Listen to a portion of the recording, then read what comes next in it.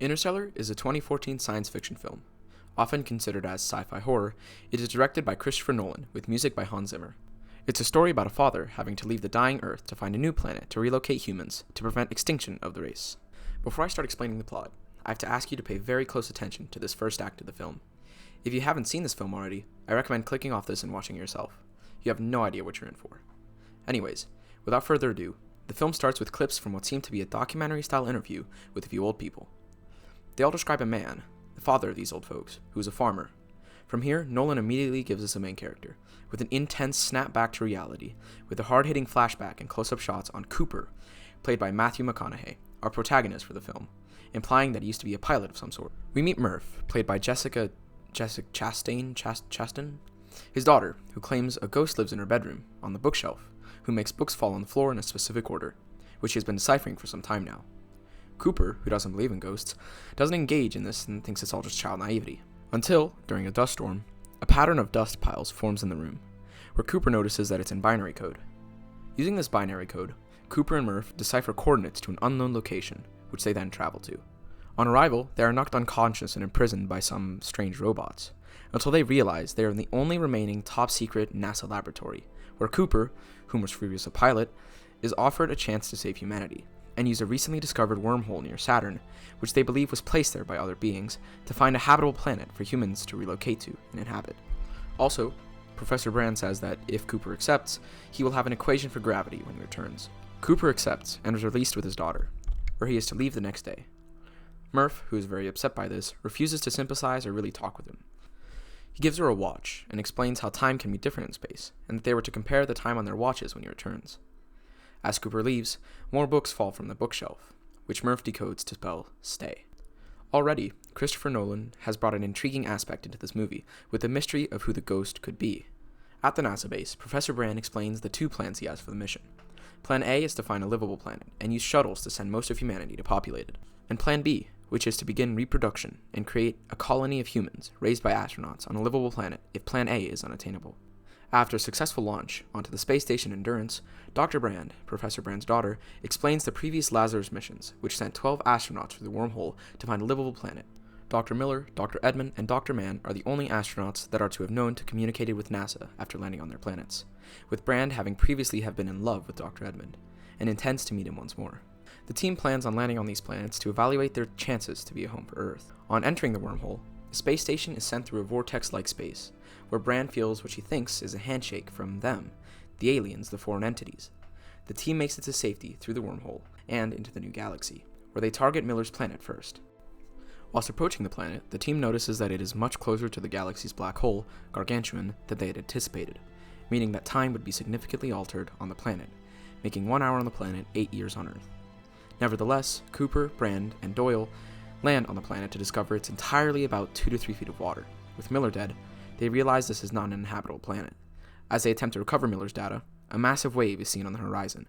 As Brand prioritizes getting the data, too much time is wasted to where the team is not able to leave the surface before being hit by the wave, killing Doyle, and leaving Cooper and Brand stranded for hours. On returning to the Endurance, 23 years have passed. Cooper watches all of the transmissions sent in by his children, as he watches them grow up and lose faith in him ever returning. Nolan masterfully manipulates the scene to inflict much more emotion in the viewer, by focusing almost entirely on McConaughey's phenomenal acting, as he breaks down in front of the tiny screen. As for him, it's only been hours since his children were children. Next, the team decides to leave for Mann's planet, which doesn't have a severe time distortion like Miller's, and, on arrival, they notice Mann alive in his hibernation chamber. On awakening, he tells them that he never even set a wake date for his hibernation. Mann explains that he believes that this rocky and deserted planet has a surface with life and a chance for humanity. However, amidst this, a transmission is received from Earth, explaining that Professor Brand had died, and, on his deathbed, admitted that he had no intention for Plan A to work, and that this mission was solely to repopulate and continue the human race, and that he had always had an equation for gravity, but it was not usable due to the lack of important data that could only be obtained from the core of a black hole, the singularity. After this, Mann takes Cooper on a walk to investigate the surface of this planet. He attacks him, rupturing his helmet, giving Cooper at most 5 to 10 minutes to live in the atmosphere. In a tragic and infuriating dialogue, Mann explains that there was never a livable part of this planet. He had made everything up, only rock and coldness. He only said that it was livable in the hopes of being rescued. He begins to rush back to the station, as Brand barely picks up Cooper in time in a small cargo vessel. Man steals the team's ship and leaves the planet for the Endurance, as his base, with Romilly inside it, explodes, leaving Tars, their robot friend, the only survivor. Cooper, Brand, and Tars race to the Endurance in their vessel and attempt to radio Man to tell him that he cannot dock with the Endurance, as he doesn't know the protocol to do so. Ignoring their frantic messages, Man tries to dock manually, which leads to a violent explosion of his ship and a section of the Endurance, sending the Endurance spinning into the atmosphere of Man's planet. Cooper, putting his renowned pilot skills on display, barely docks with the Endurance, mimicking its fast spin, and, as they enter the station, they stabilize and head towards the Gargantuan, in the hopes of using its pull as a slingshot to make it to Edmund's planet, their last hope. However, Cooper wants to find a way to collect data from the singularity in the black hole in order to complete Professor Brand's gravity equation back on Earth, which could be groundbreaking for the human race. On arrival at the black hole, Cooper and Tars eject themselves into the black hole in search of the data, meaning certain death, leaving Brand to complete the journey to Edmund's planet. On entering the singularity, Cooper sees constant replications of moments in his daughter's room back home, with him being able to only move the books on the bookshelf and dust from the storms. First, he gave himself the coordinates to the NASA base in binary via the dust storm. Then, Cooper realizes that he might be able to send the data that Tars had collected from the singularity to Murph on Earth. Cooper thinks that they were them all along and that they had sent themselves here, and needed to save their own planet. Cooper gets Tars to translate the data into Morse code, and puts this code on loop on the second hand of the watch he gave to Murph. On Earth, Murph revisits her old bedroom as the nation collapses, as people flee all around her, and, before she leaves, she takes her watch, noticing the odd ticking of the second hand. She rushes back to NASA and completes Professor Brand's equation, and the Tesseract that Cooper was in begins to collapse as he finds himself flung into the wormhole, meeting the Endurance as he reaches out for Brand's hand, giving her a handshake. He is then flung into our solar system, near Saturn, where he is picked up by a spaceship. He wakes in a hospital, where he looks outside to see a warped reality of what seems to be a livable planet like Earth. He then proceeds to meet with Murph, who is nearly 100 years old by now, as time was severely warped in the black hole. She thanks him, saying that she always knew he would come back, and that Brand is still out there, on Edmund's planet. She then tells him to leave, as to not have to see his child die. The film ends with a shot of Brand on Edmund's planet, as Cooper heads back out to space to find her. A fascinating part of this story is seen in the overall themes.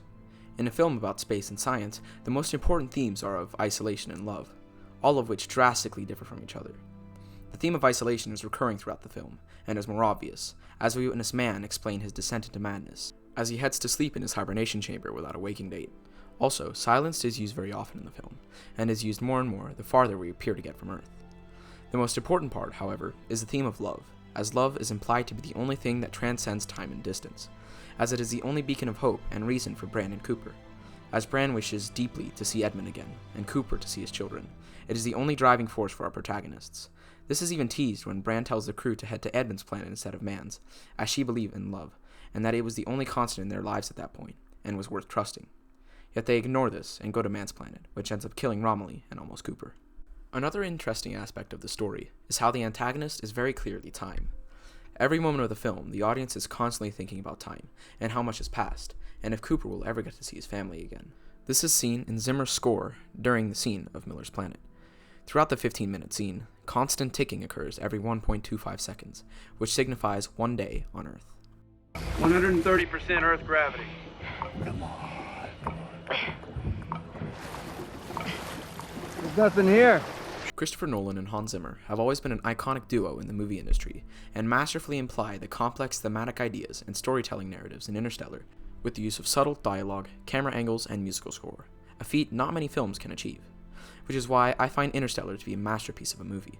It does have its flaws and holes, of course, but the gripping plot and twist combined with the very rich subtleties and themes in the movie make it all the more fascinating for me. Thank you for watching my critique of Interstellar. I really hope you enjoyed. I definitely recommend checking out this film, as well as other Nolan films like Inception, which has one of Hans Zimmer's most iconic musical scores. Have a nice day.